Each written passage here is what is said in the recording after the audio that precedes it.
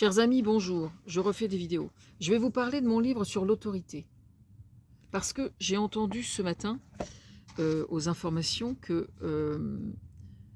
Donald Trump avait du mal à être crédible auprès de ses interlocuteurs à l'international. Et il se trouve que j'ai écrit un chapitre sur la notion de crédibilité face à l'autorité, au sujet de l'autorité. Donc je me suis dit, oui, j'ai bien développé, etc. Mais en fait, non, c'est assez simple. Qu'il s'agisse d'un père de famille ou de n'importe quel adulte qui a en charge un enfant et qui est censé se faire respecter dans son autorité, si l'enfant le juge, et ce qui est tout à fait normal, y compris quand on est enfant, vis-à-vis de ses propres parents, et à partir du moment où on juge cet adulte et par ce qu'il fait et ce qu'il dit, et qu'on se rend compte que c'est quelqu'un qui raconte n'importe quoi, qui ment, qui manipule, sur lequel on ne peut pas se reposer, etc., et qui passe pour un tocard, n'ayons pas peur des mots, y compris ses propres parents, quelquefois malheureusement, eh bien l'autorité ne peut pas être respectée.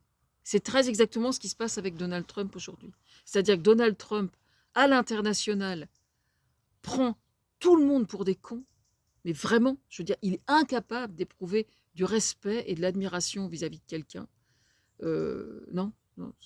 C'est-à-dire qu'à chaque fois qu'il prétend admirer quelqu'un, en fait, c'est quelqu'un qu'il a complètement démonté 6 mois avant, qu'il a insulté, puis après, il l'aime bien parce que ça l'arrange, puis après, il va dans l'autre sens. Enfin bref, c'est n'importe quoi, c'est n'importe quoi.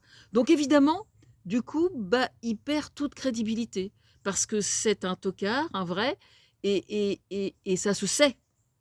Ça se sait à l'international, ça se sait sur tous les réseaux sociaux, ça se sait dans toutes les autres dictatures, parce que les États-Unis, quand même, sur le plan de démocratie, ça commence quand même à sentir un petit peu le brûlé, ce qui est pour le moins approprié vu les incendies qui sévissent encore là-bas. D'ailleurs, à ce point, j'y pensais hier soir en regardant les incendies aux États-Unis, et je me disais que les climato-dénialistes, quand ils sont au pouvoir, d'une certaine façon, sont coupables de crimes contre l'humanité. Je pèse mes mots. Donald Trump est coupable de crimes contre l'humanité parce qu'il est climato-dénialiste. Voilà. Ça déjà, ça termine bien la vidéo là. Je reprends mon travail sur l'autorité. Je vais vous lire quelques trucs.